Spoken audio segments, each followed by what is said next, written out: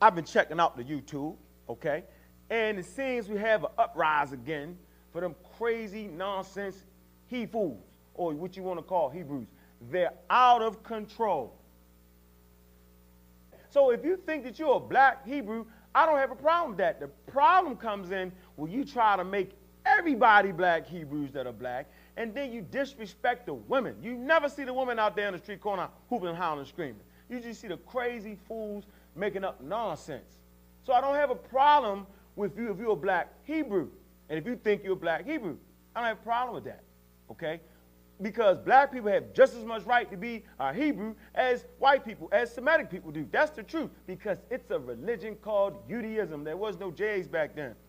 So that's their religious practices and their doctrine. So you have all the right to join any religion you want to. The problem arises when you have a religion, right, and you consider yourself the original black Hebrews, or we're the Hebrews and nobody else can be a Hebrew, and then you start adding in falsified information. And that's when I come in. That's when the God killer comes in to kill that tomfoolery. So you've seen those clips earlier, and they was talking about King James. The black King James. I'm sure y'all have seen it. That's the tomfoolery roared for the century. King James is black. Now, the only reason you say that King James is black is because you can't explain calling a white man the devil, but yet take his book, right, and use it. You can't explain how King James, right, signed off on the King James Version of the Bible and still say that white people are the devil. So you say that God uses King James, but you say he's black, because then all of a sudden, because it's black, it becomes sacred and divine. That's not what makes something sacred and divine. So you can't say, well, King James is black, and that's why he gave us the King James Version of the Bible, because God works through black people.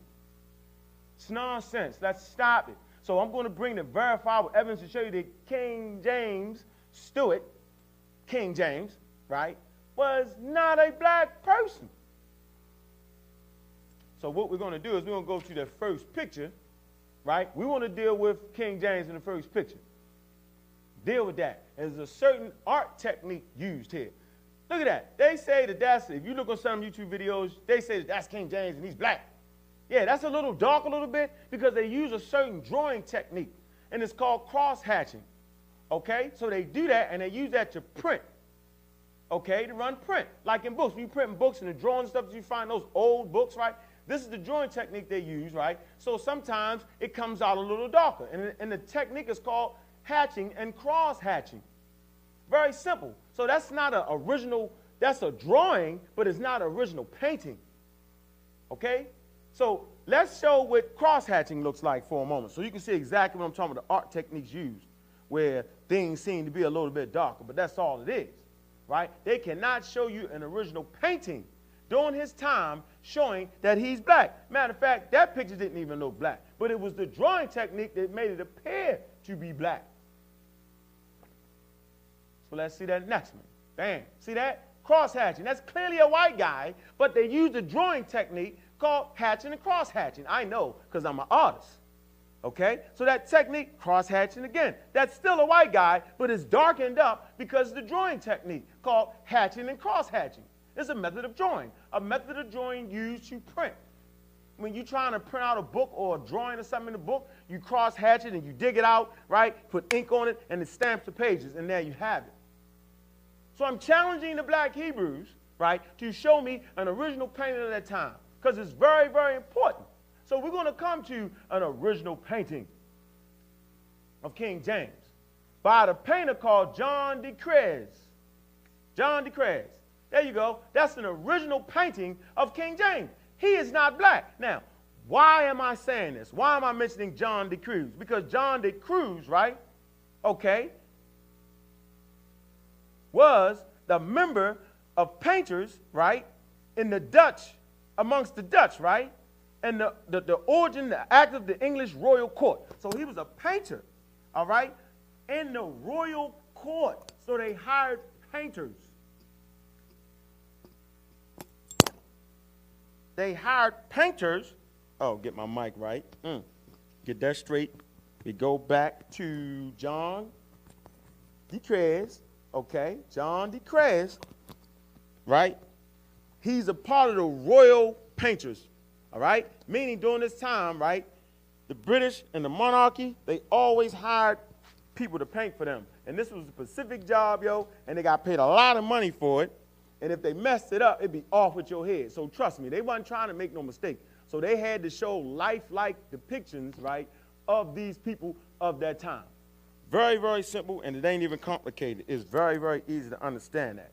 And so we got to get that straight. So John de Cruz, go ahead and Google that and look that up, right? He's a part of the English royal court during the reign of James I in England and Charles I of England, right? He held the post, he held the post of sergeant, S-E-R-J-E-A-N-T, painted to the king from 1603, right, at first jointly with Leonard Fraisse. These are the painters that worked in the royal court. They had to be artists, okay? They had to understand how to work in different media, all right? They had to be able to work in oil and fresco. These painters, the Impressionist painters, these were good painters, right? And so under no circumstance would they mess up the image of the kings or the queens or the royal court. They wouldn't mess that up. And so this is proof, right, that if they was to paint King James white and King James was black, they'd get their heads chopped off. Because you know they didn't play in them days. Let's go to the next one. Let's go to another painter. There's King James again, okay? We're talking about Adrian Vanson. Adrian Vanson. He was a court portrait painter to James V of Scotland. All right? Plain and simple. He's hired to paint the image of King James. Plain and simple, no doubt about it. As a matter of fact, right, as you look at that painting, I want to come to the book. Hold on, wait. I want to come to the book by Adam Nicholas Nelson, right? God's secretaries, right? And he has a picture in the book, and he says that James V, King of Scotland, and a portrait attributed to Adrian Vanson, right? Painted in 1595 when he was 29 years old. So this is when King James was 29 years old. His worry covered look was the product of a difficult and often depressing youth. So that picture is showing King James, right, in 1595. Excellent work. I'm an artist, and I'm telling you it's excellent work. If King James was black, they would have showed it right there, because you got to draw the man like he looked, or that's your butt. They will kill you during them times if the painter's messed up. They got paid thousands of dollars yearly to paint the images of the royal court. Very interesting right there. Now we're moving on. And since King James is black, then he should at least have a black mother, because you know y'all give Barack Obama a pass. I don't mind. That's fine. But if you're black, you should at least have a black mother or a black father. Right or wrong? Okay? So let's see how King James' mother. There's King James' mother right there. King James' mother. Her name is Mary Stuart. See that? She looked white as a lily. Painted again, right, by those painters that got paid thousands of dollars to represent the image because they didn't have cameras then. All right? Look at his mother. She's not a black woman. She's a white woman, and she's a Stuart. Do you know what a Stuart is? A Stuart is the royal line. It's the dynasty, okay, that ran England. The Stuarts. Some say the Stuarts are black. Well, whatever. Those particular Stuarts wasn't black, and I don't care what you say the word means. Let's move on to his daddy, Henry Stuart, the father of King James. Let's get a mental picture. Let's see exactly what the father of King James was. All right, there you go. And he's looking a little sweet and soft there. There you have it. So we know where he got his tendencies from. Look at his daddy. He's not a real tough guy, and you know he wasn't trying to fight nobody.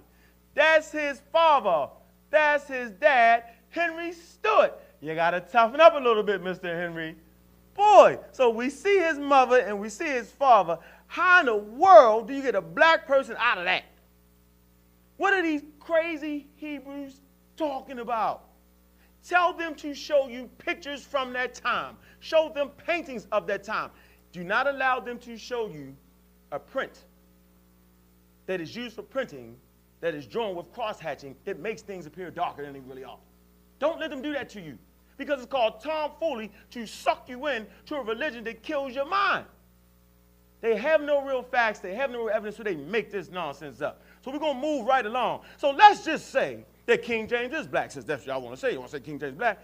What in the hell does that have to do with the Bible? If King James was black, what does that have to do with the Bible? King James was not an interpreter. King James was not a linguist. King James did not know Hebrew. King James did not know Greek. So all King James could do was just commission people and sign off on it. So let's deal with how the people look that actually brought the King James work in. Let's show you the translators. That's what we want to do. They actually have pictures of the translators that translated the Bible or the Bible. Okay? Here you go. That's one of your first translators here. You got Richard Bancroft, Archbishop of Canterbury, and the principal organizer of the King James Bible. There you go. He's white as a lily. He couldn't care about you and your black. He wouldn't care. Look at him. He's the primary translator. He's the organizer. Look at him. Look him up. He's a bishop. His mind is already filled with Christianity. He's supporting slavery. But he's a translator. That's who you need to do the research on. Do the research on him and see what kind of life he lived as a person from Canterbury. It's right there. Let's go to the next translator. We're talking about Mr. Andrews, Sir Lancelot. Lancelot Andrews. He's the chief translator. Look at him. Why, by George, I think we've got it. Look at him. That's him. That's how they look. That's him. That's a true image of who that is. Here, once again, he's white as a lily. That is the depiction of him. And he sat down at the table and helped translate from the Hebrew to the Greek. That's him, not King James. So if King James is black, so what? He still had no power because he do not know Hebrew and he do not know Greek. So you're still losing Hebrews. Now you're down by 30 right now. We're going to pile it on. We're going to go to the next translator. We're going to go to Sir Henry Saville. He's a translator. Let's see if he's black. Oh, no. What is that around his neck? I don't want to hear. That's that Morris garb. Don't y'all do it. Don't y'all do it. That's Henry of Saville. Sir Henry Saville, and he's a translator of the King James Bible. That's that guy right there, and he's white as a lily. Very, very, very, very interesting. We're looking at this, right? It's about 50 to nothing now. Hebrews and the tomfoolery is nonsense. We're breaking it down. Let me make some sense of what I'm saying. What I am saying here is, just for jokes and giggles, if you want to make King James black, what in the world does that have to do with the actual translation of the Bible? Oh, well, yeah. You know, well, God uses men like King James to translate the Bible. Obviously not, because King James didn't translate the Bible. He had people to translate the Bible, and he used all white people. Let's go to the next translator, Miles Smith. He's also a bishop, and he's a translator. He's a very old man there, and he's white as a lily. See that? He's one of your translators.